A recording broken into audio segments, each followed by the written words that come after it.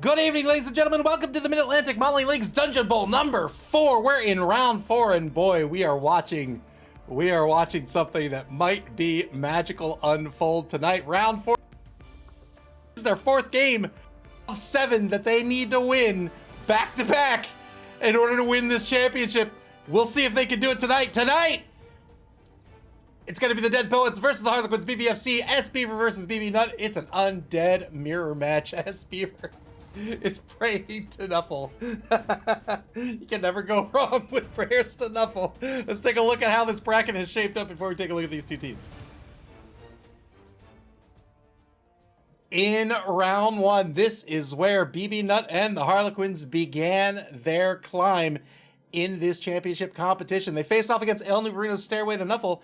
That was an Underworld team. El Nubarino, unfortunately, with this Underworld team, the Underworld team got nerfed halfway through the season. They lost that swarming trait that made them so strong. El Nubarino pivoted to a Necro team, but just couldn't qualify with that team. Did qualify with Stairway to Nuffle.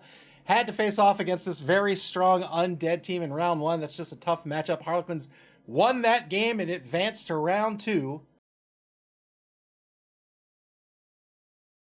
And over in round 2, Richard Cranium's I Want to Be Like Doug, that was a Dwarven team, was to face off against Eric's Alphitis Australis, a Wood Elf team. Both of those coaches had to drop out of the competition due to technical issues. I Want to Be Like Doug dropped out in round 2. Alphitis Australis had to drop out in round 3. Kind Peacocks faced off against the Harlequins B.B.F.C in round 2. Kind Peacocks was an Imperial Nobility team. Again, a tough matchup against this this Undead team. Harlequins, both coaches played a great match, but the Harlequins played just a little bit of a better match. They came out on top, advanced to round 3, got the bye in round 3 to advance to round 4. And that's where we are tonight. Never Gonna versus the Real American Heroes. That was an Orc versus Dark Elf team. Chime versus Dead Fred. Again, a very good match. These are the top 11 teams all season long. So these are all bound to be great matchups. That one was a great match as well, and Never Gonna came out on top. They advanced to round 5. So whoever wins tonight between the Dead Poets and the Harlequins BBFC will have to face off against that Orc team in round 5. The winner of round 5 will advance to the semifinal, where our competition winners reside. If BB Nut and the Harlequins have to win 7 in a row, these teams right here only have to win 2. Current league champion Doug the Minotaur and his White Skull Windbreakers will face off against Nick Satan's Cenozoic Park. That's Orcs versus Lizardmen.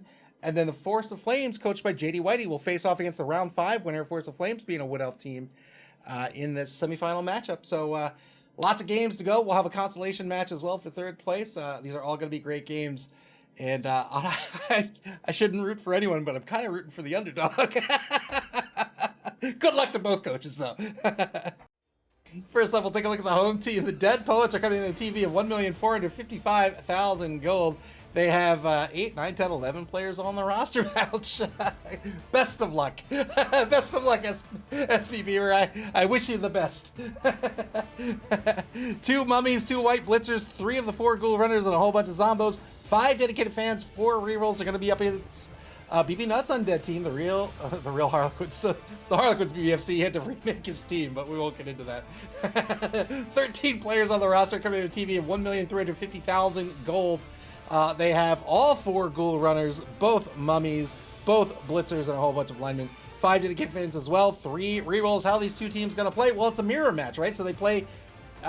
These are always very, very interesting matchups, in my opinion. So an Undead team, a bashy team that has some speed in those ghouls. The Dead Poets, I think crucially here, so they're giving up 105,000 gold in petty cash. That's not a whole lot. That's not enough for any of the star players. I think for Undead, the 2 star players you're looking at are either Helmet Wolf at 140 or Ivan at 190. If you can pick up Ivan, you, in my opinion, always pick up Ivan.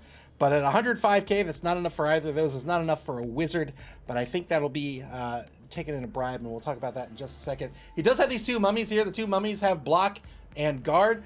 They come with Mighty Blow. These are great pieces. You can see he has Stand Firm on one. Stand Firm, another great skill on a mummy. And then he picked up Brawler, which may seem a little odd. Brawler lets you re-roll 1 both down result. So you might say to yourself, why does he have Brawler and block? Because block makes both down safe you don't get knocked on both down result. And the reason is he knows this is a killing machine for him, right? He's got Mighty Blow, he's got block, he's got guard in both mummies. So Lennon probably getting a strength of 6 and looking for those 3-die blocks with Mighty Blow.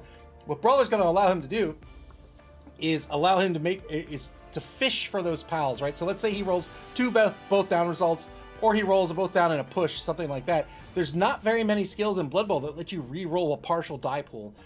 This is a skill that lets you do that. So if he has a safe die roll, but he doesn't have the pal, maybe against a player with block or something, he can re-roll the both down result, fish for that block skill, or fish for that pal, get the knockdown. Now he's got Mighty Blow in play, and he doesn't have to burn through one of his re-rolls. He does have 4. He wants to save those for where he needs them the most, and this allows him to sort of hang on to those re-rolls and not waste them on these blocks. The 2 white blitzers both have tackle, one has guard. That's solid as well. He has the 3 ghoul runners here, one with an MA of 8, who's a blodger. He has Thane, that's a level 2 blodger as well, and then Hendrix is a rookie ghoul runner. All great pieces. Sure hands on Joplin means Joplin's absolutely going to be the ball carrier for tonight's matchup. He has a kicker in Johnson. He has block on both Johnson and Alexander, these zombie linemen.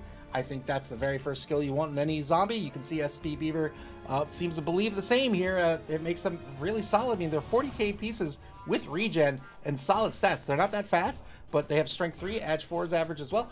Block skill, they're there to soak up damage. And if you can get a block with them as well, why not, right? So the block skill, in this case, not so much for blocking, but can, of course, be used for that. But it keeps them more resilient. They're your pieces that are marking players so that you can open up those holes with those mummies and you can run those ghoul runners through. He has 4 rerolls. That's a lot of rerolls. But we'll see if he spends them. I mean, it's very easy to burn. The Harlequins, on the other hand, here, you can see, look at this roster. They've got all 4 ghoul runners. He has tackle on one of them. He's got a kicker in one of them who also has wrestle and fend. He has 2 mummies with the guard skill. Both blitzers have the guard skill. One has Mighty Blow, one has tackle. He's got a block player in Scott Baldwin, and he has a dirty player in James Chisholm here. I think the Harlequins here are going to lean in to this dirty player. So the Dead Poets gave up their sneaky get earlier in the season. They had a sneaky get ghoul runner. They gave him up for a game matchup. But the Harlequins have hung on to their dirty player here. I think that, I mean, I don't see any other choice but to pick up the bribe and go in and leverage that player to try to get the player advantage against SP Beaver. Clypheus with the sub. Thank you so much. Welcome to the stream. Good to see you here. And I think the Harlequins are going to be a little bit of a bashier team here. Right? They've got a bunch of guard players, they've got a whole bunch of block players, and they've got that dirty player as well. I think they're going to pick up that bribe, and I think that means that S Beaver is going to need to play a little bit more of the tactical game tonight. They're going to have to be the one that has to play a little bit more of a pitch control game, because on paper, the opposing team's just a little more bashy, right? So you don't want to lean into numbers that are disadvantageous to you. You don't want to just say, well, I'm just going to roll dice and hope for the best. You got to find a way to navigate those odds and manipulate the game state in your favor. And I don't think, if he goes toe-to-toe, I don't think he comes out on top tonight. Instead, he's going to have to take key marks. Did someone say pitch control? He's going to have to take key marks to get ahead in this matchup tonight and leverage those mummies, try to knock out players with those Mighty Blow players, and open up those holes, run through the gap, and keep those ghouls alive for a single turn to score. Because once he breaks free with those ghouls, he's probably not going to have a lot of protection on them. And if he doesn't have a lot of protection on the ghouls, you can bet BB Nut is going to hunt them down and make them sorry for running the way they did. So he's going to have to be a little bit careful here. All right. We'll see if the coaches are ready to go. We'll get this round 4 game underway.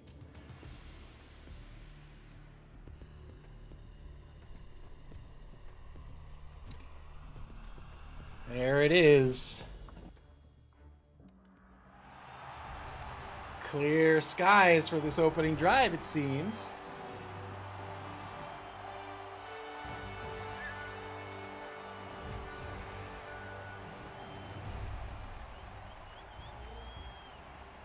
That's a lovely pitch. That is just a lovely pitch.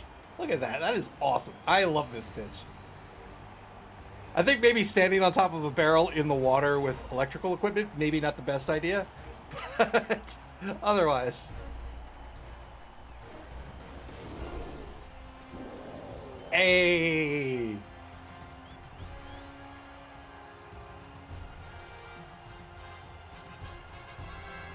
Big old bashy game tonight between these two undead teams. Regen on everybody except the Ghoul Runners. Lots of money to pick up in this matchup tonight. 8 fan factor for the Dead Poets, 7 for the Harlequins. Here's coin toss. Dead Poets win the toss. We'll see. They're going to start on offense. They will control the momentum for this first drive. They want to get on the board first.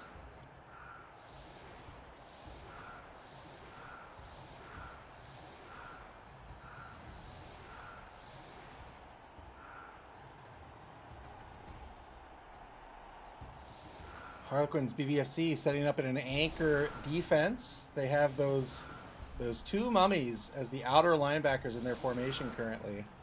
All the ghouls, of course, protected in that secondary. And now the offense to set up. Two mummies on the line. As it stands, they have effectively strength 5 across the board. Strength 5 in Harrison, strength 5 in Lennon. And then Johnson here benefiting from these two guardsmen, these two players with guard. That's going to give him +2 strength.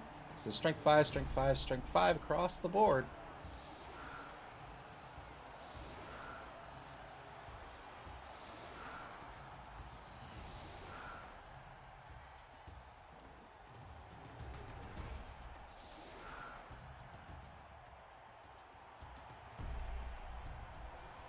I prefer having this mummy maybe over here and having the mummies grouped up. It makes it a lot easier to get that 3-die block, in my opinion.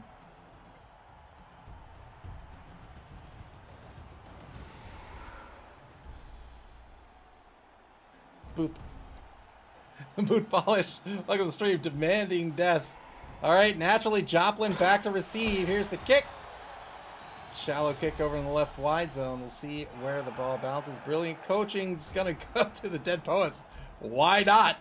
5 rerolls to the Dead Poets this half. All right. Ball on the 14-yard line. Turn 1 for the Dead Poets. Cobblestorm BB rooting for the defense. Cobblestorm, welcome to the stream. Armor break to get things started. Gets a stun on the nose tackle. Cleffy says in a mirror match, it's got to be more of a challenge to pick if you kick or receive. Yeah, in a mirror match, I kind of like, and maybe it's tunnel vision, I kind of focus on a couple of skills, and I'm like, oh, this makes him a little more agile, a little more speedy than I am. Or that makes him a little more bashy, so I'm going to play against that strategy. Boot Polish rooting for this offense. Wants to see the Dead Poets win. Boot Polish, welcome to the stream. Gets the knockdown on the Sunday Kid here. The Sunday Kid, formerly of I Want to Be Like Doug. Now playing for the Harlequins. And a good call by the Sunday Kid, turning zombie. He's made it into this championship competition. Looking for a ring to put on his finger that may or may not stay on his hand. Who's to say? Another stun on the line. 2 stuns now.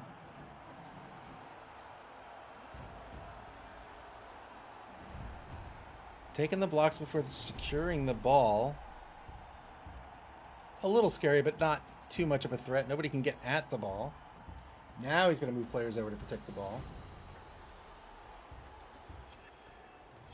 19 seconds on the clock for the Dead Poets. They've got a massive 5 rerolls. They can do whatever they want. 3+ pickup works out. Ball's in the hands of Joplin now. Advances the ball up to the 8-yard line.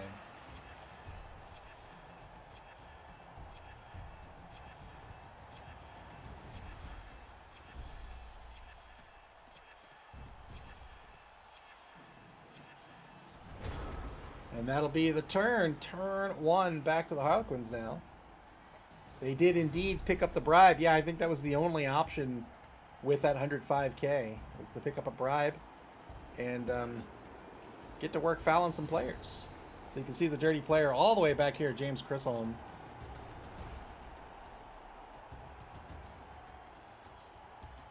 Has that dirty player protecting the backfield. Doesn't want him getting knocked out before he gets to do any work here. He understands the importance of this dirty player.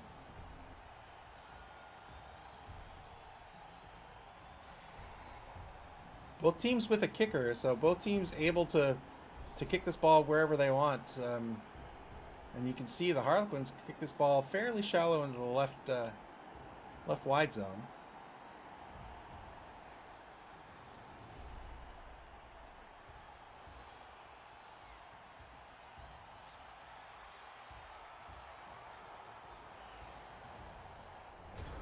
Turn 2 for the Dead Poets. Dead Poets do have an advantage in these mummies. They both have the block skill. Remember, again, Juggernaut and Brawler on that right guardsman, the number 2 mummy, that right guard, Lennon.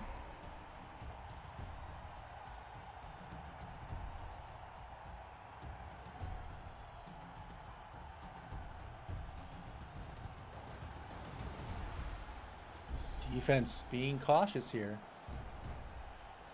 Oh, what did I say? Yeah, it's Stand Firm and Brawler. Whatever I said, it's not correct. It's Brawler on the left and Stand Firm second in from the left. Juggernaut. Yeah, excuse me. I'm sorry.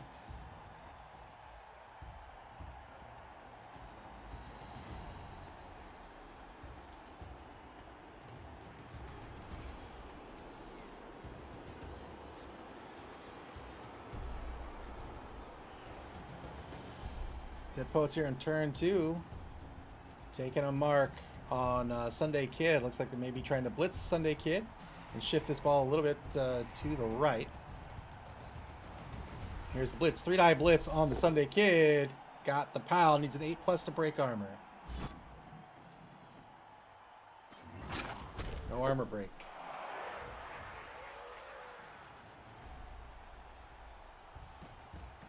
Morrison here, the number 4 white blitzer, has 2 injuries stacked, and the what's the actual term? Serious injury now. Yeah, so 2 serious injuries stacked. And what that means is if he gets knocked down, or rather, if he has to roll on the casualty table, there's a +2 to the die roll, right? So just think about that for a minute. A death is normally a 12.5%, a 1/8 chance of a death. It's a 15+. Now it's a 13+. Now it's a 25% chance.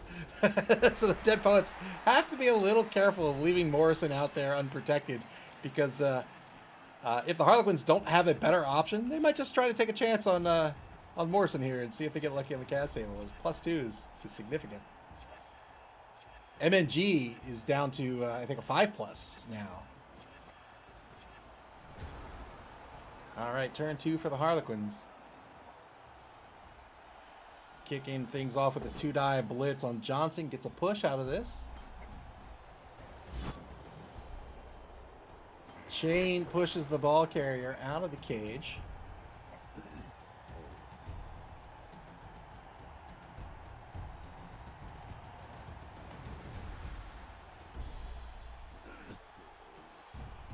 You always have to be careful when setting up your ball carrier in a square or a box, right? So imagine you have, say, players here, here, and here, and your ball carrier's here.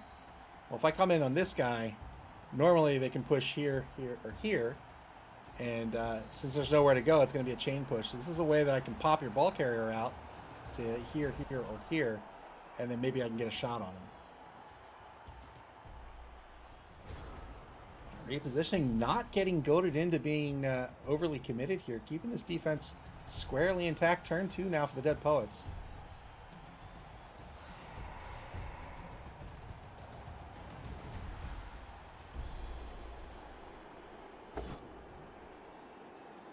Gets the pound on the Sunday Kid, this time looking for an 8+ again.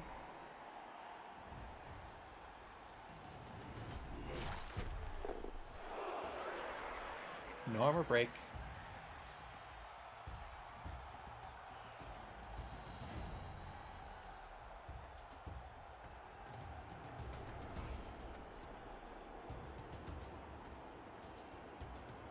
Surprised he took the block that way. I guess he's going to clear out. I guess he's going to try to clear out Joe Gray and just kind of sit tight for a turn. Yeah, and Clyphy says those mummies come in from both sides. It could be interesting.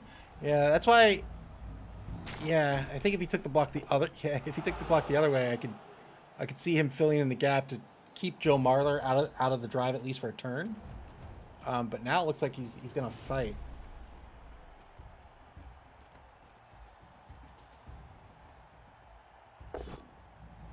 Did I block on Scott Baldwin? Gets a pal. Feign, the ghoul runner with a broken arm on the block here. Feign a blodger. Did I block on Wilco? Low gets a pal. 9+ on the Zombo. There it is. Gets a stun. Well done. And now the 2-die on Joe Marler gets the pal here. So well done. So he's targeted Joe Marler. Gets the knockdown. Joe Marler, all he can do is stand back up next turn without rushing, that is. But still, you know what? If I have a mummy marking someone, I'm cool with it. I'm fine with it. Dead Poet's back on the bonus clock here. 6 minutes, 53 seconds left on the bonus clock for the rest of the game. Turn 3 now for the Harlequins. Yep, stands the zombie back up. Or the mummy back up.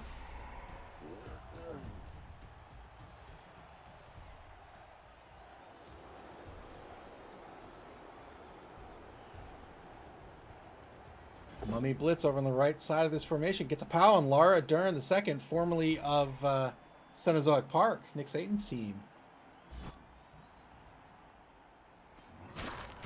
No armor break. Does not follow up.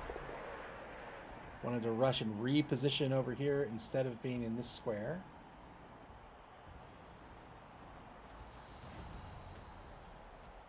B.B. Nut from round 1. 7 games in a row to become this season's champion. 3 games under their belt. This is game number 4.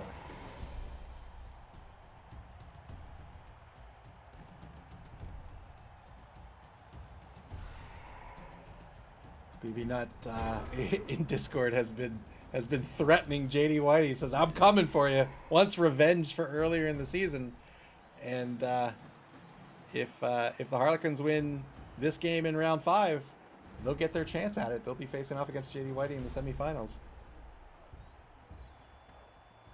Turn 4 now for the Dead Poets. They have the ball on the opposing 2-yard line. They're going to take a 2-die block on Scott Baldwin. That's a both standing result.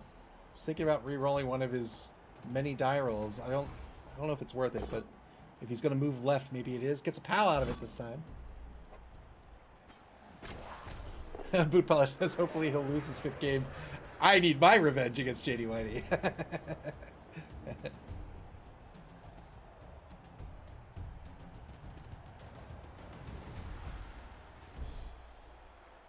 Takes a mark on Joe Marler again. 2-die block on Joe Gray. Gets double pals out of this. 8+ with Harrison to break armor. There's the armor break. Gets a KO. 1-man player advantage now for the Dead Poets. Well done. Currently has a 1-die block with... There's the 2-die. Now has a 2-die block against Joe Marler with Alexander. There's the block. Gets a push out of it.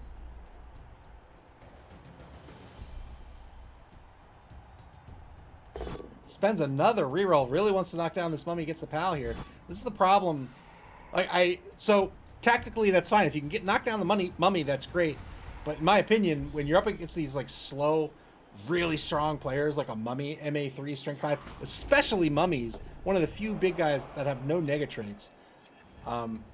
You've got to dedicate so many players to that if you're going for the knockdown, if you're trying to take them out of the next turn, you've really got to capitalize on that, or else you've just dedicated so many people to it. And now when you take that die roll, you almost have to spend the reroll, right? You've dedicated so many resources to it, and now you've just got to spend another resource. So it can be a little tricky. Staying right at center pitch, just going through the meat grinder here. Now on the opposing 6-yard line. Takes the uphill block on Alex Dombrek, gets double pals out of this. Needs 10+ to break armor.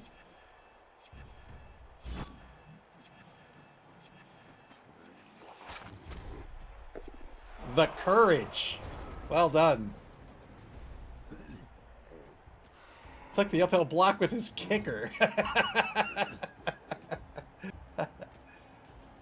Turn 4 now for the Harlequins. Final third of the first quarter.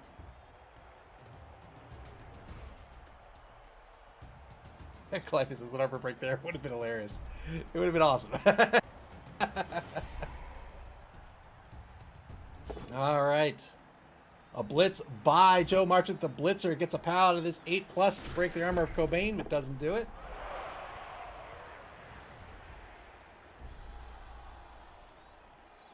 That zombie will be star player next season. Repositioning the secondary here. Here comes the fouler, the dirty player on Cobain. Gets nothing out of it.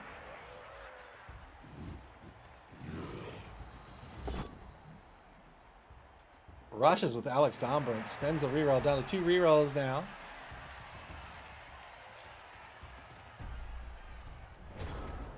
Second quarter begins. The Dead Poets now. They're on the opposing 6-yard line. They've decided to fight it out with this opposing team. Probably hoping to open. Did I just invent a new contraction?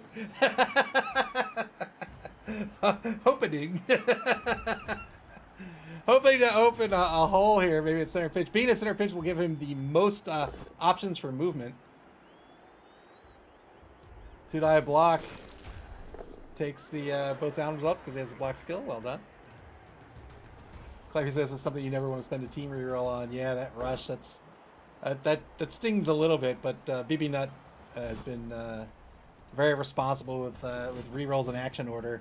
Obviously, a very seasoned coach, so knows how to take his turns in the order he wants to take them in. So not too much of a loss, but just stings a little bit. Two-die block against Andre Esterhazen here.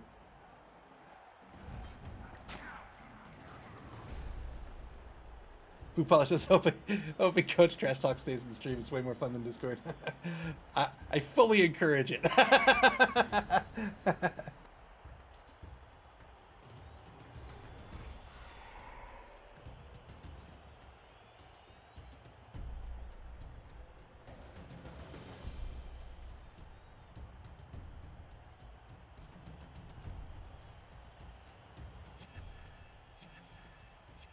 I also have an audio channel for Discord chat. I haven't asked anyone to do it yet. I used to do it in my games, but maybe at some point in the future we could just have them on Discord on stream. I think that would be fun. They wouldn't hear me, but we would hear them.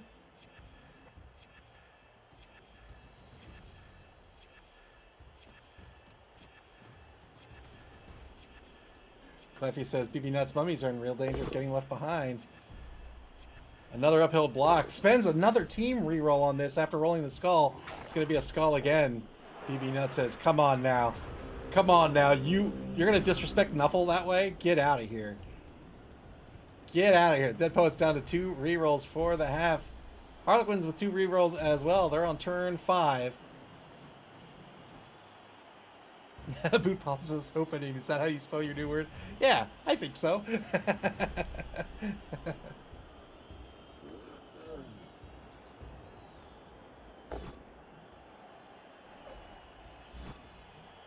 That's what you call your feeling when you're about to watch the happening and you're like, I hope it's good.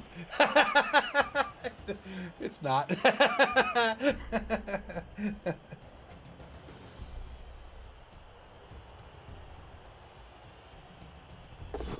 Two-die blitz on Cobain. Gets a push out of this. Now has a mark on the ball carrier. 1-die block on Morrison's a push. So stay put here. Boot Polish says, I'll do audio 10. I'll tell Clifey's jokes. If we do it, the floor's all yours. I mean, I guess if worst comes to worst, I can always dispute it.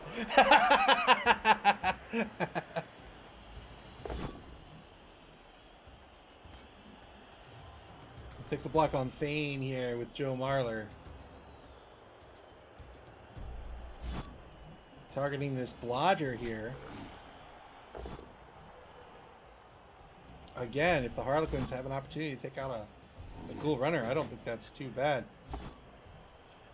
Two mummies continue to stay marked behind the cage. Gets a pal this time on Thane. There's the armor break. Just a stun.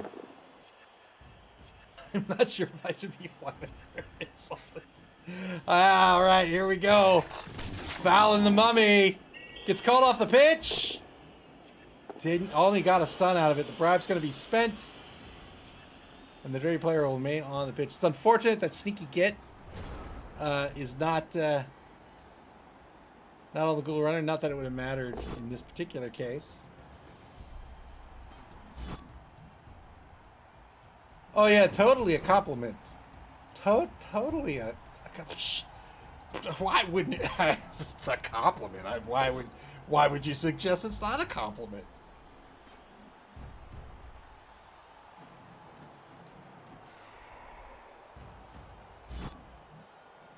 Speaking of compliments, look at Cobain's ugly face! Cobain on the block gets push.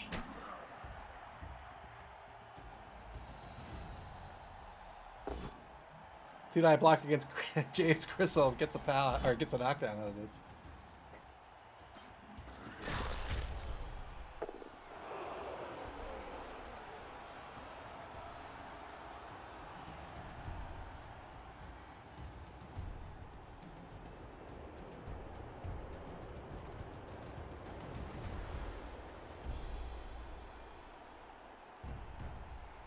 $50 seconds on the clock. Dead Poets in turn 6. They got to be thinking about what direction they're going to move, because they're going to have to be in scoring position at the end of next turn.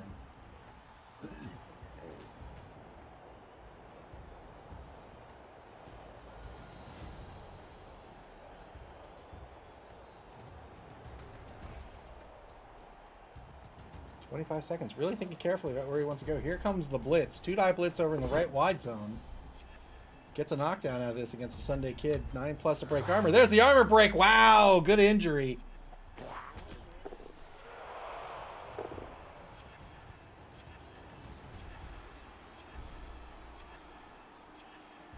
Two-man player advantage now for the Dead Poets.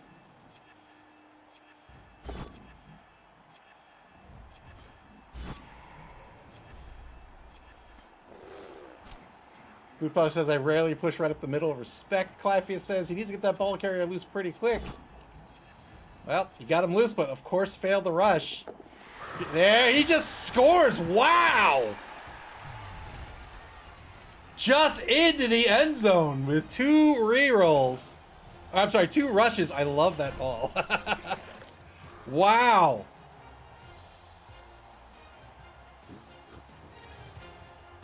Just took off.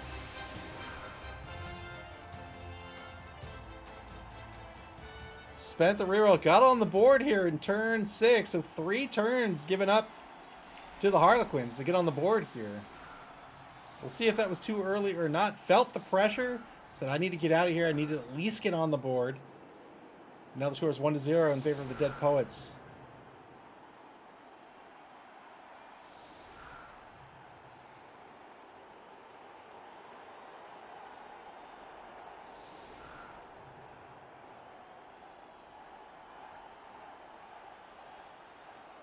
Still 11v11 on the pitch.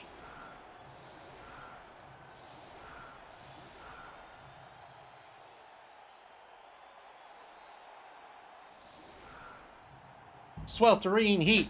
Sweltering heat.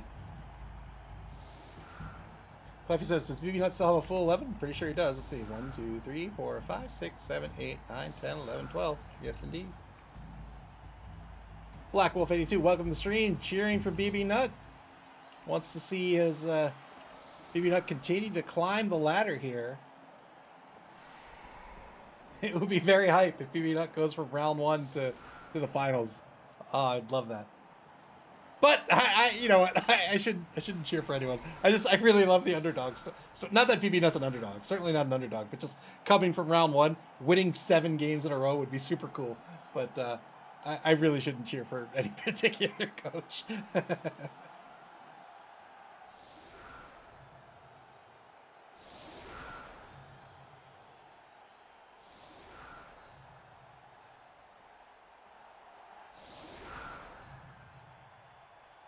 So the Dead Poets deciding to not have that middle linebacker, instead put Joplin back as a safety.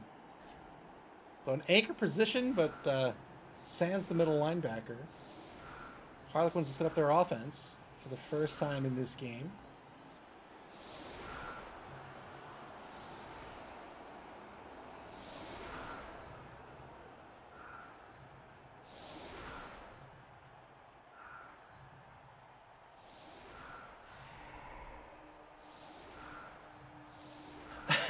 Clavius says, just cheer for me. Let's go, Clavius! 2 goal runners back to receive. Both are Blodgers. Danny Care's brother and Tyron Green. Here's the kick. Is the kicker actually in position? Yeah, kicker's in position.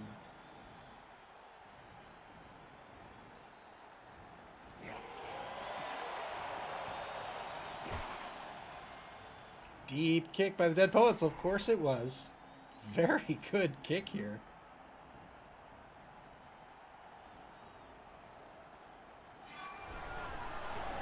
But it's going to be a touchback, unfortunately. Just a little too far downfield. An officious ref. Joe Marler. What? Oh my goodness gracious. The officious ref sends Joe Marler off the pitch.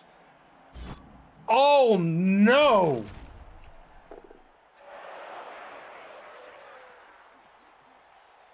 Oh, I would be fuming. Oh no. Holy smokes.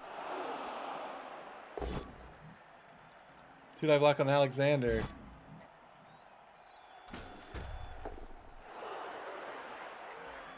Whose league is this? Who hired these refs? Ah, someone should talk to them.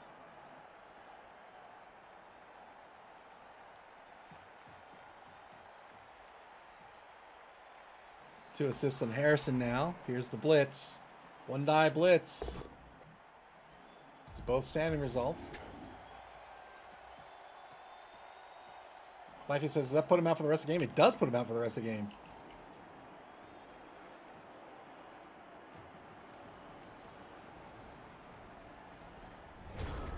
Turn 7 for the Dead Poets now.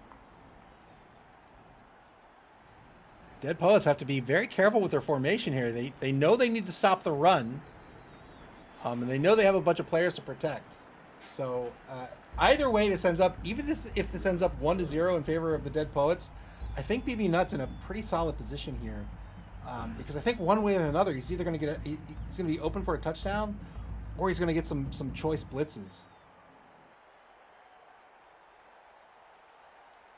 And BB Nutt says that's 2 leagues in 3 weeks that an officious ref has screwed me.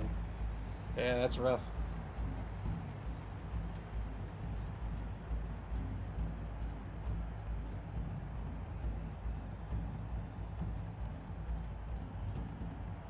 Two-die blitz got the... Oh, I thought he got the pal.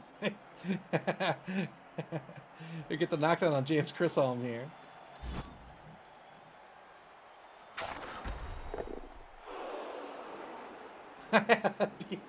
BB Nutt says I had a SARS sent off on the opening kickoff the other day. He just didn't like the face of the SARS. He's like, get off my pitch. I told you never to show your face here again.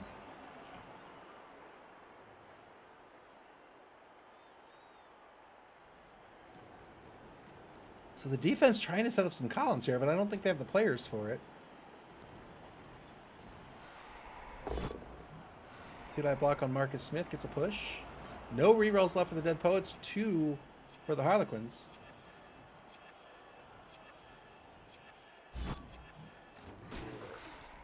Can't follow up due to fend.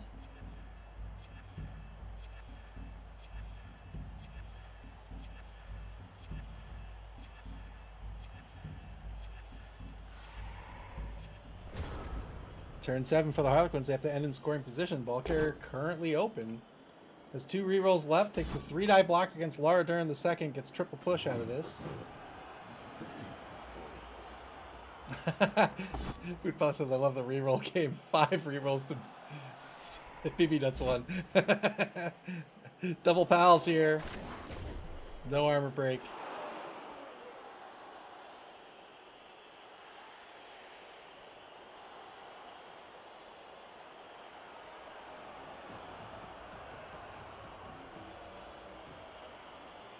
Takes a mark on Lennon over on the left side of the pitch. 2-die block on Alexander is going to be a push.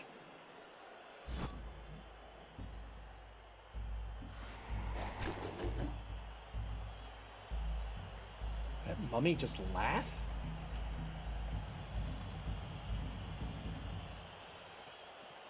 Here's the blitz on Lennon. Gets the knockdown here.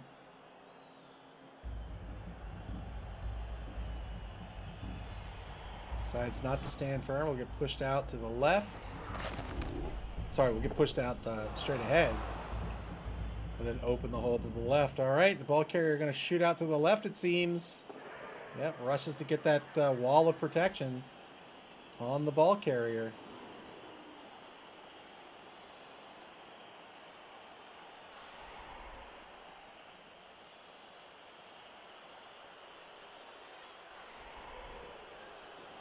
Time to put a little faith in Nuffle for these rushes.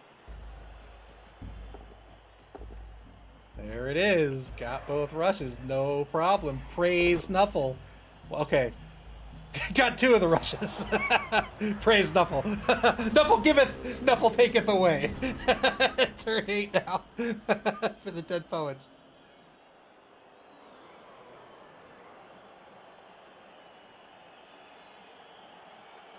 So the ball in scoring position, but it's 2 rushes to score. Like I said, how many rushes to score? 2. 2 rushes to score.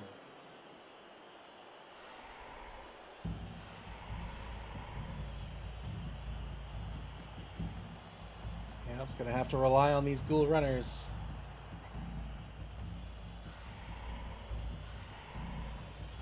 And now I think it's going to be the Dead Poets who have to put their faith in Nuffle a little bit.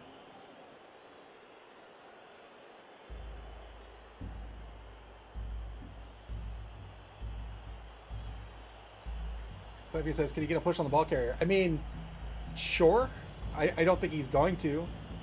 But it's possible, sure.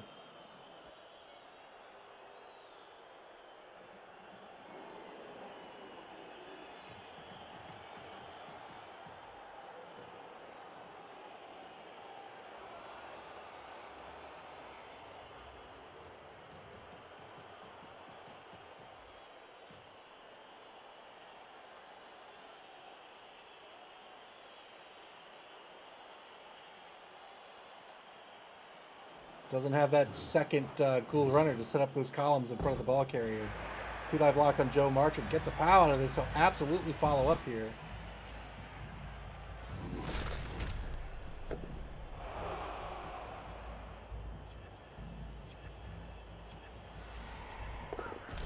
Blitz spent. Dodge failed. That'll be a turnover.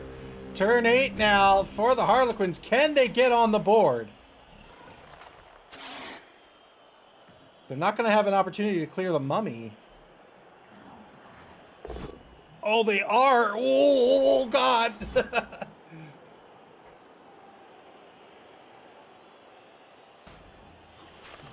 So this is going to be 3 dodges? Am I reading this right? Oh, what a smart play! Spent the final reroll, or spent the reroll there to just get it in. 1, 2. Ah! No! What a smart play that was! Oh man! That's the end of the half. 1-0 the score. SB Beaver. I'm sorry, the Dead Poets, SB Beaver's team in the lead. But the Harlequins will be on offense once more. SB Beaver afraid to Nuffle. So use the Blitzer's remaining movement with a rush to get in position to get the assist for the 2-die block to clear the way for the ball carrier, but failed the second rush. Oh, Heartbreaking. Heartbreaking. Boopah says, as much as I want to cuss Snuffle, he's the reason this game is fun.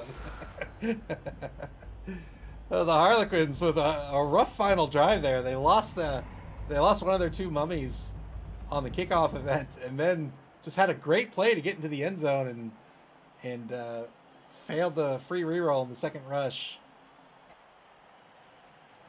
Oh boy.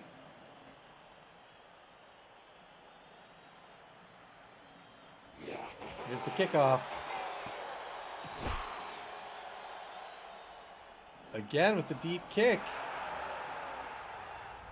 Are you kidding me? Brilliant coaching yet again and yet again. The Dead Poets get a 5th reroll. Turn 9 now.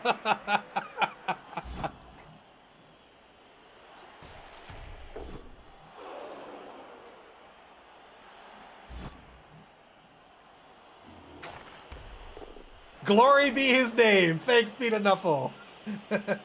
Blocks down the line here. Harlequins have the balls on the Harlequin side of the pitch, on the 22-yard line.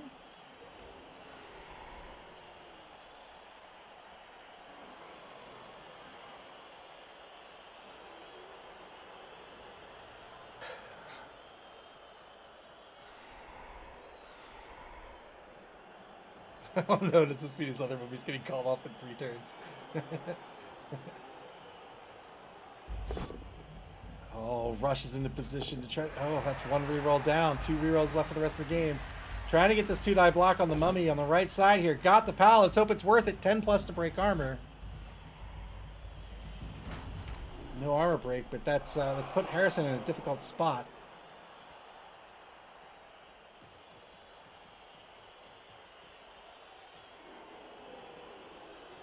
Advancing the line forward. Doesn't really need to protect this ball with such a deep kick. Doesn't need to put a screen in front of the ball. Going for the foul. Double rush foul. Oh, is he going to spend another reroll? He is going to spend another reroll. Trying to get this mummy off the pitch, and he did it. Very well done. Got the regen, but I think that is perfectly fine. Boy, was it worth the rerolls, though. Got that removal. That's a big piece off the pitch. We talked about leaning into that fouling game in the pregame. I think that's the right call, but had to spend a couple of rerolls here.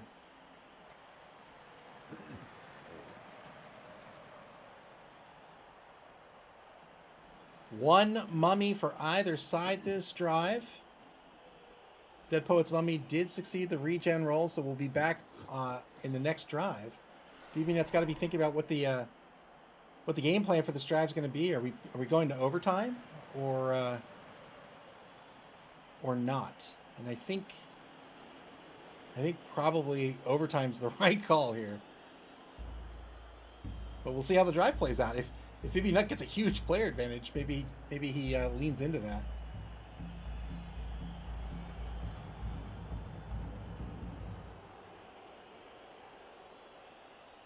So 10v10 on the pitch now.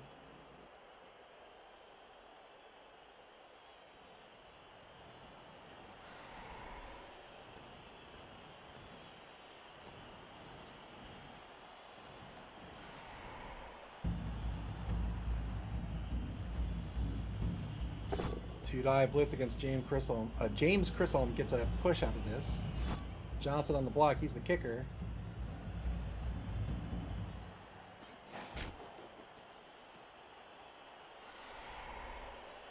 .25 seconds left on the clock for the Dead Poets.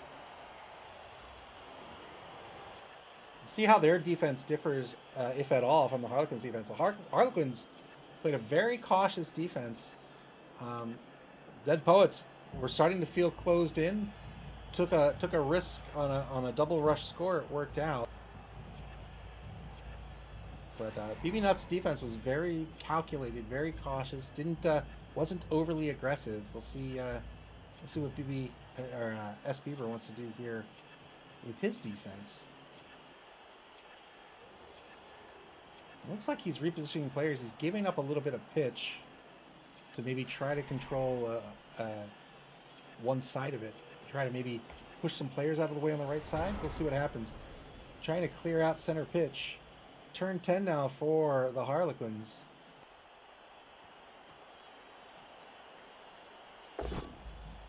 Two-die block on Laura Dern. Gets a pow out of this.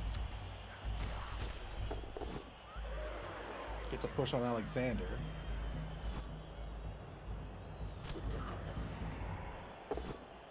And now a two-die block on Winehouse gets the knockdown.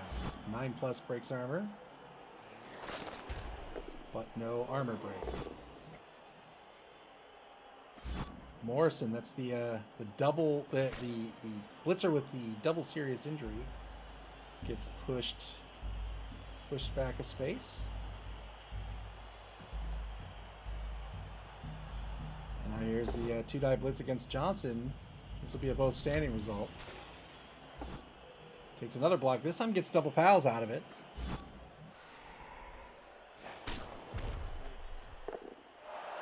So B.B. Nut fighting back there in the right wide zone. Pushing players back, controlling the right wide zone.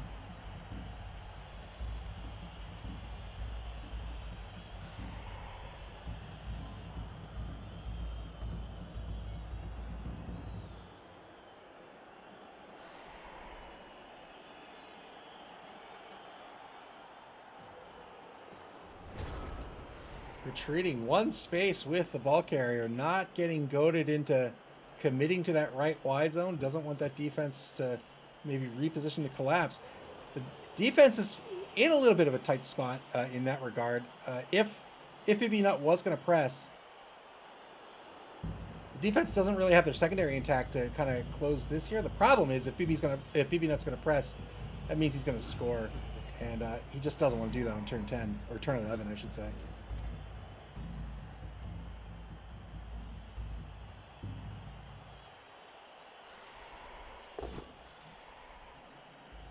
Knockdown on Wilco low by Lennon, the number 2 mummy over on the left side of the line. Breaks armor, gets a stun.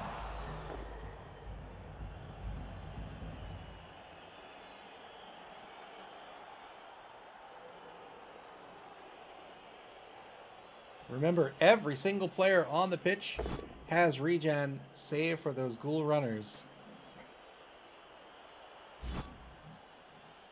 So even if they take an injury or take a casualty, maybe they don't. It's a 50-50 shot. Here's an armor break. And another stun.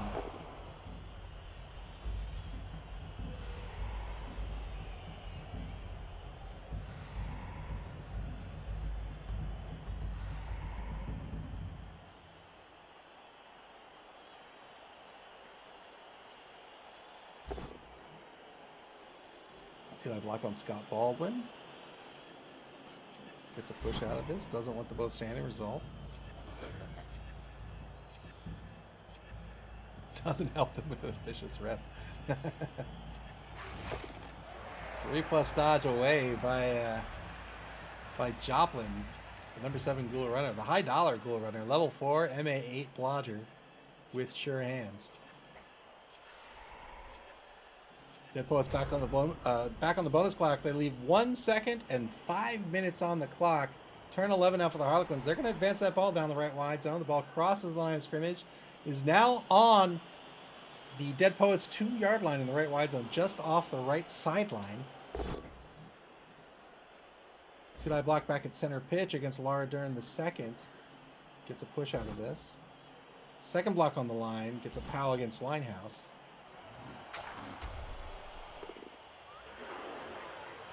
Knocking down those mummies. We talked about how it's great because they lose. It costs them 3 MA to stand up. Zombies are very similar, right? MA4 costs them 3 MA to stand up, so just 1 point of movement if they're knocked down. So even if you don't get a removal, it's great. But there's one there. Well done. And no regen on Cobain the Blitzer. So a 1-man player advantage now for the Harlequins.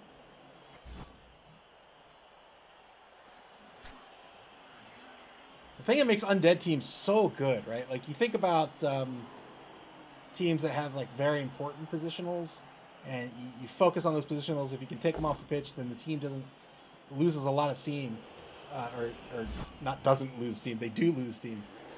But undead teams, just every positional is great. The ghoul runners are great. The mummies are great. Your blitzers are great. There's a foul. Gets called off the pitch on the foul. Only got a stun out of it. It's going to argue the call. But the ref's going to have none of it. So that is a turnover. So now down to 9v9 on the pitch.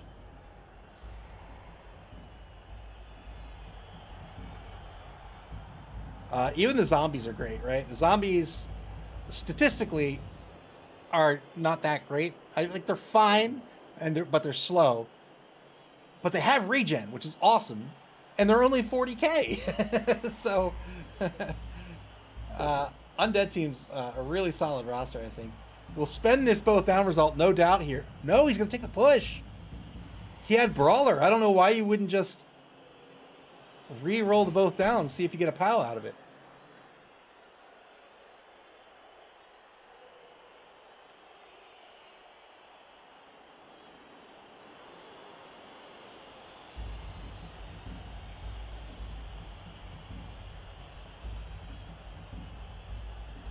Larger in the second, shifting over to the right, takes a mark on Marcus Smith to allow for the 2-die block. Gets a POW this time.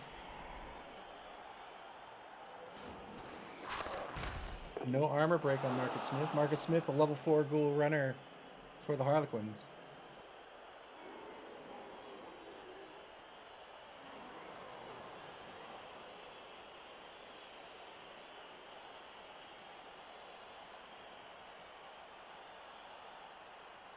.39 seconds left on the clock. Turn 11 here for the Dead Poets.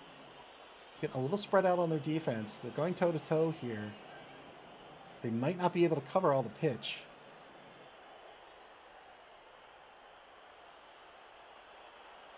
But if this were to go to overtime right now, remember, your bonus clock and your rerolls do not recharge for overtime. So whatever's left on the bonus clock and whatever rerolls you have, that's what you're going to have for the rest of the game.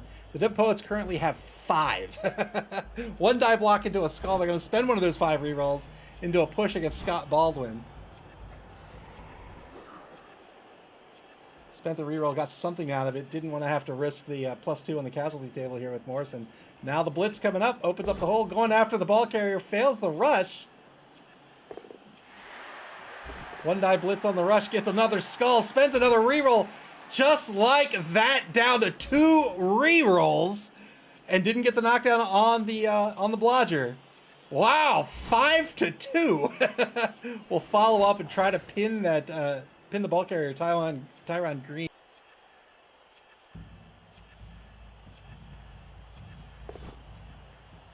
One die block on Andre Esterhazen.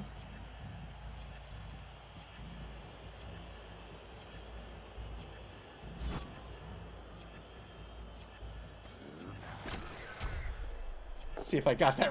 Let's see if I got that replay. Yeah, went in, got the push, came in on the 1 die on the blodger, spent yet another reroll. Down to 2 rerolls for the game. Turn 12 now for the Harlequins. Look at this guy here. Look at this guy just laughing. 2-die block against Morrison, gets the knockdown.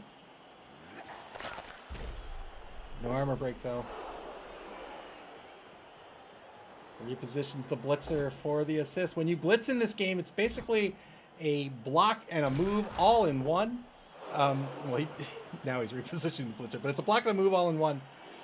Normally you can move or block, but a blitz lets you do both. You can only do that once per turn, and the block counts as one of your movements, so to speak. So if you have 6 MA, you have to spend 1 MA to make that blitz.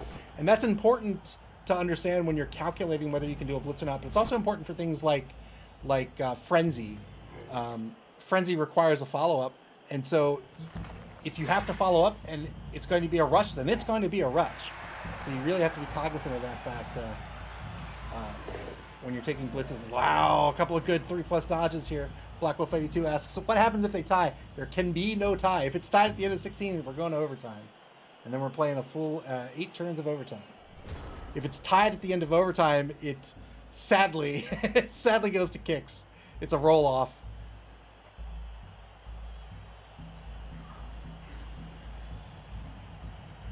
Reminds me of my X-Wing days when they introduced the roll off to the end of games. I was like, ah, oh, come on, man, get out of here.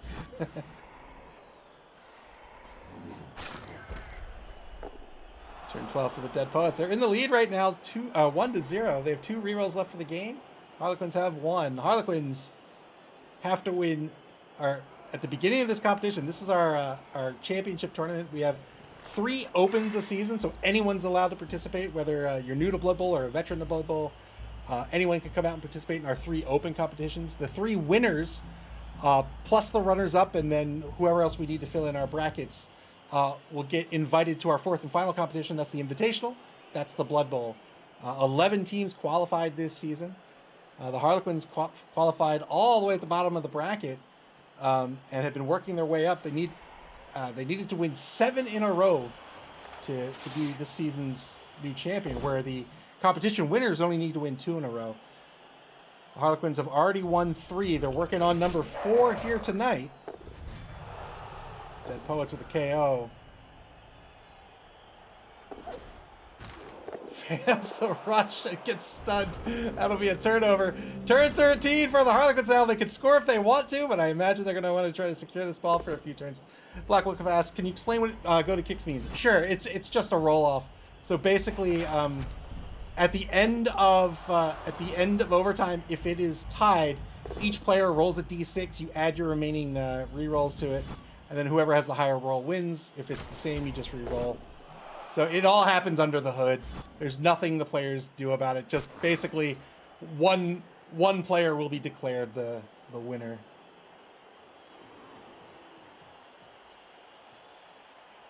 I say go to kicks because in Blood Bowl 2 there was an animation for kicks. In the rule book, they kind of lured the roll off as like a penalty kick shootout type of thing. Oh, he's gonna go ahead and score. So that's the score. Gets into the end zone. 1-1 the score. The Harlequins tie this ball game up. So the Dead Poets are gonna get back their mummy.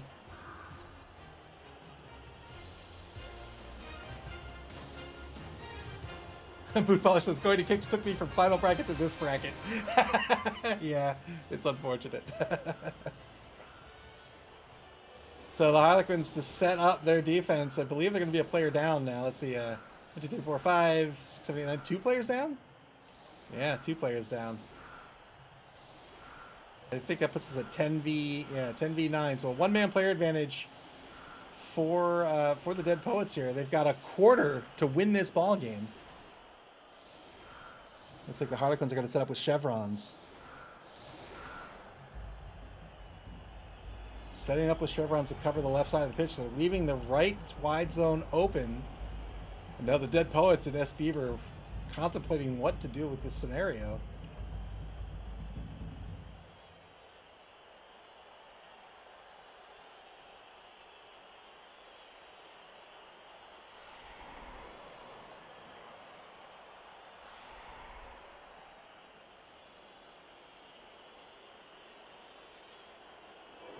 Boot Polish says, I'm suspicious of that right wide zone. Just like, like there's landmines in the right wide zone.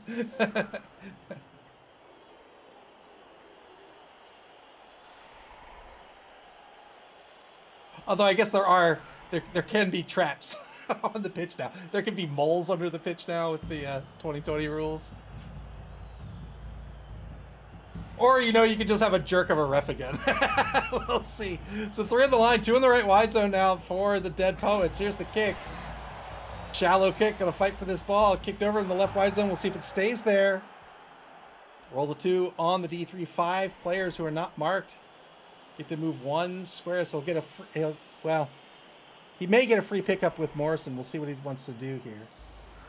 Or a free pickup attempt, I should say.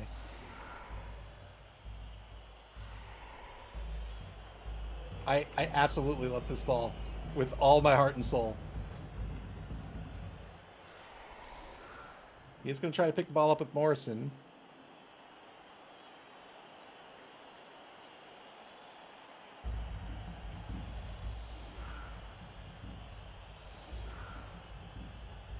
But there's some speed ahead of this ball with these ghoul runners.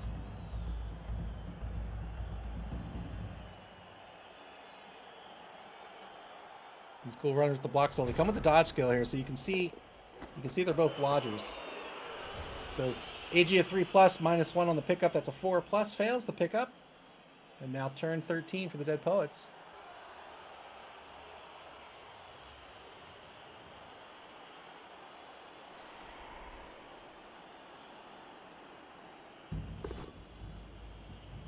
Two-die block on the line. Gets a knockdown on Joe Gray. Looking for a 9+ here.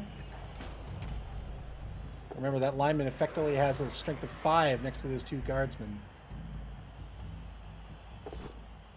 Two-die block against Wilco Lowe. Gets another knockdown here. This time needs an 8+ to break armor with Lennon. There's the armor break. Gets a stun.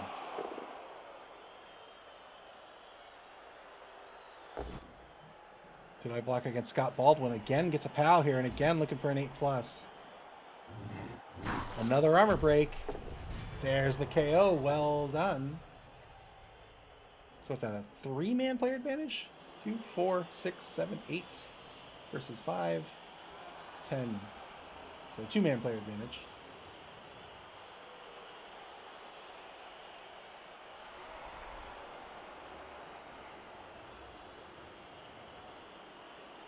Blitz still on the table. Contemplating where he wants to take this blitz. Has Joplin here, is probably going to try to pick up the ball with sure hands.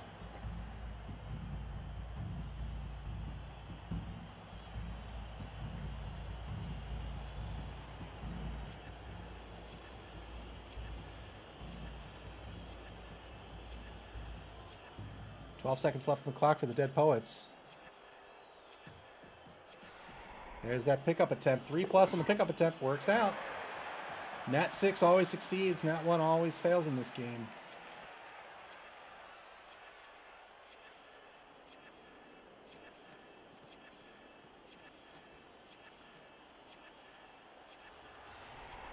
Ball now on the Dead Poets' own 4-yard line at center pitch. They're going to pull in the blitzer Morrison back behind the ball carrier to the left side. Behind the ball carrier to the left side. To the left of the ball carrier. Whoa, they're going to throw Hendricks III, the rookie ghoul runner, way down pitch. Double rush blitz. 2-die blitz on Marcus Smith, but that's double skulls. He's going to use a team reroll here. Gets a POW out of it. But now the Dead Poets down to 1 reroll for the game. Breaks armor. Gets a stun. Hunting that ghoul runner. Had to spend a reroll out of it. Oh. Was that worth it? I don't know. I guess we'll see. Turn 14 now for the Harlequins.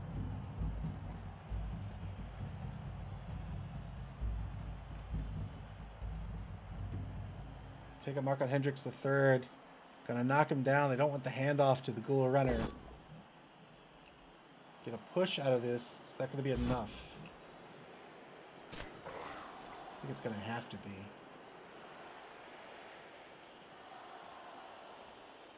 Bootbosh says that ghoul runner was dead tired.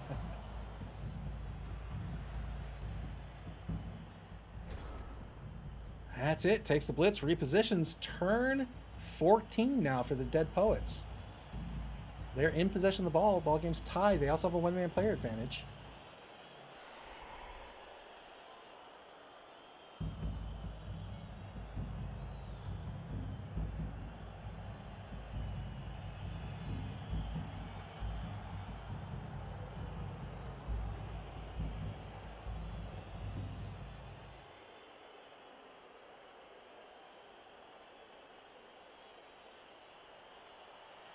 Minute 24 left on the clock. S. Beaver really contemplating what he's going to do here. Doesn't want to get stuck in a disadvantageous position. Wants to make sure the ball carrier is secure. Also wants to score and win this game. He doesn't want to leave this up to a coin toss, especially now that he's burned almost all of his rerolls. He's not going to get any of those back.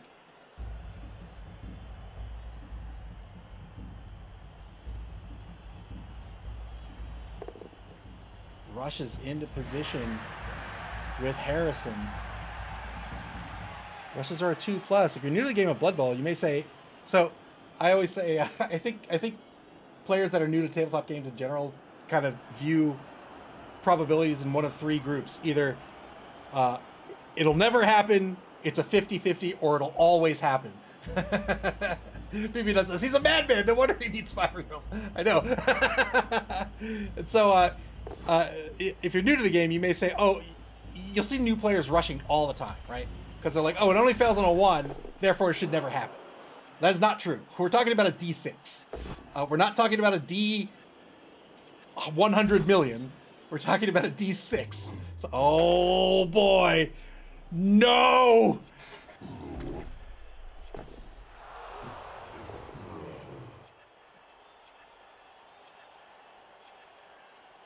Cobblestorm BB graciously lowered the rush failure rate from the Games Workshop mandated 900% down to a trivial 99%. Thank you for that.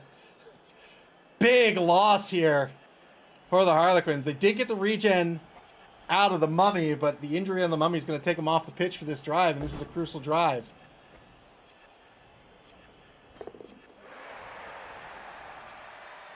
Boot Polish says D6 versus D100,000 is the same in Knuckles' eyes. Spent the final... Talking about rushes, there you go. Spent the final reroll on a second rush to get Morrison into position here. 2 minutes, 30 seconds left on the bonus clock for the Dead Poets.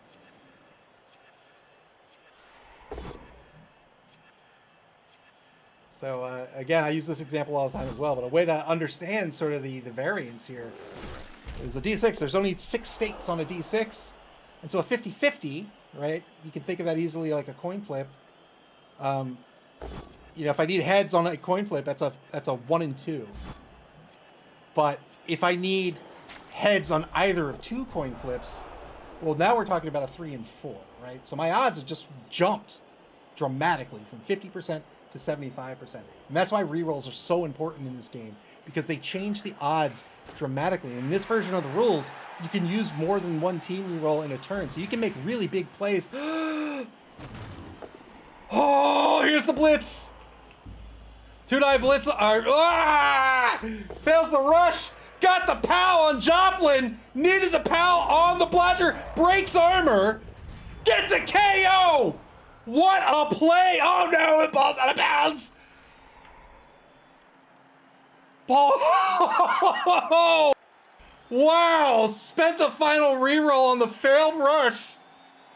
2-9 block. Needed a POW to knock down the ball carrier. Got the POW. Unfortunately, the ball was scattered out of bounds way down on the wrong end zone for the Harlequins. Failed another dodge here. Oh, boy. Yikes. Turn 15 for the Dead Poets now.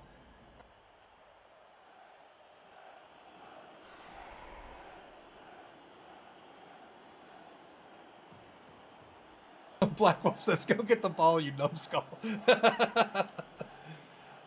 Oh, boy. Trying to free up a ghoul runner. The push is all he needs.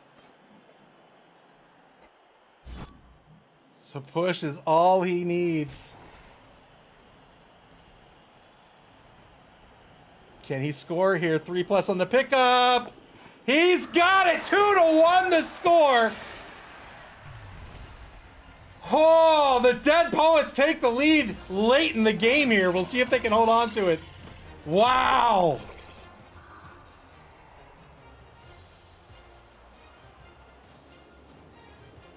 Cleared the ghoul runner for the 3+ pickup, and there it was, 2-1 the score. Ninja Gloppy, welcome to the stream, says, go Dead Poets. 1 turn left in this game. Unless there's a timeout.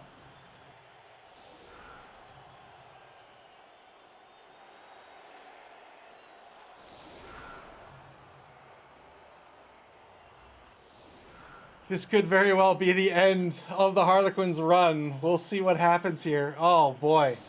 But a great run it's been. I mean, again, these are the 11 best coaches this season. All 11 coaches earned their spot in this competition. It's been fun watching them all season long. It's been fun watching them in this competition. I hope whoever loses tonight, we'll see them again in Season 5. I absolutely adore this game. I love sharing it with folks. I love playing it with folks. I love watching it. It's just such a great game. 2-1 the score. The Harlequins are going to receive this ball here. Bootball says, I'm going to have to look into the 5 reroll strat. Well, part of that, remember, is the grace of Nuffle. He got 2 of those 10 from Nuffle. Hoping for a timeout here.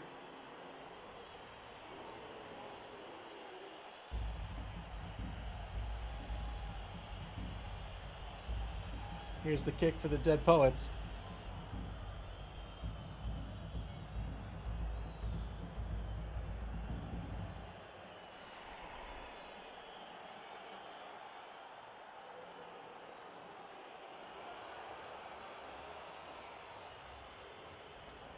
Here's the kick.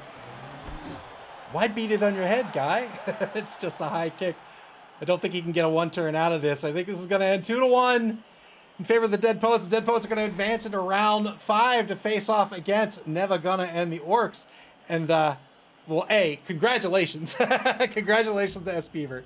But also, kind of yikes, right? Because S. Beaver ditched his sneaky get dirty player earlier in the season, doesn't have it against the Orcs. I think in this matchup, you'd really want to have it. So we'll see. So S. Beaver's going to have to get to work on the roster right after this game. And we'll see what he comes up with against Nevgunna in week 5. And that's it. Turn 16 for the Dead Poets. We'll see if they can get a block out of this or something. Oh, BB Nut, always the good sport, saying good game, well played. That's the game, 2-1. The Dead Poets advance to round 5. Congratulations to S. Beaver in that match. Very well played. 2 fantastic coaches. That was a lot of fun to watch. And we got a lot more games left. Let's take a look at the bracket before we leave for this evening.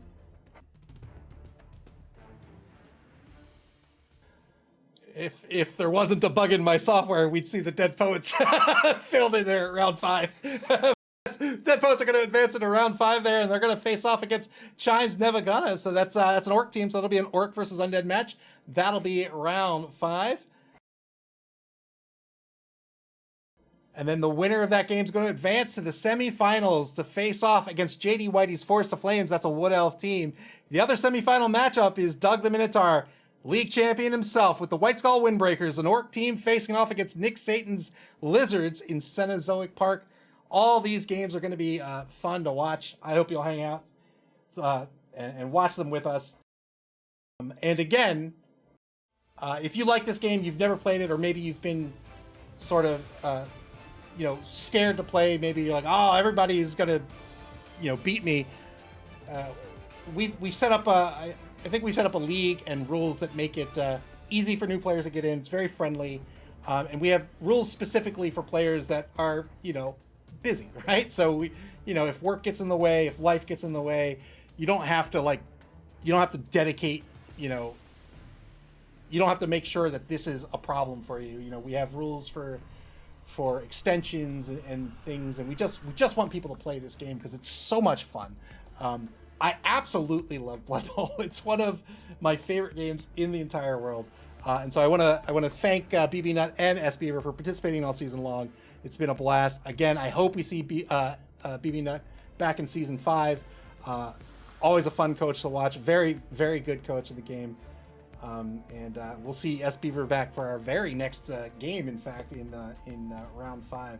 So I appreciate everybody who's played, who's watched, who's participated in any way. It really does mean a lot. This is just some of my favorite time. It's just streaming games, playing games, and talking shop. So that'll do it for round 4. After this, round 5 will begin, and our coaches will begin scheduling their round 5 matchup. And when that game gets scheduled, you'll be able to check out and get alerted to that schedule on our website at maml.club. That's MAML.CLUB here on Twitch, or on our social media pages on Blue Sky, Twitter, and Facebook. You can also watch previous games on our YouTube channel. Play Blood Bowl, man. This game's so much fun. You can play Blood Bowl via Blood Bowl 3 on Steam, the Epic Game Store, PlayStation, and Xbox, and in tabletop form at your friendly local game store. Until round 5, take care, everybody, and enjoy the rest of your Thursday evening.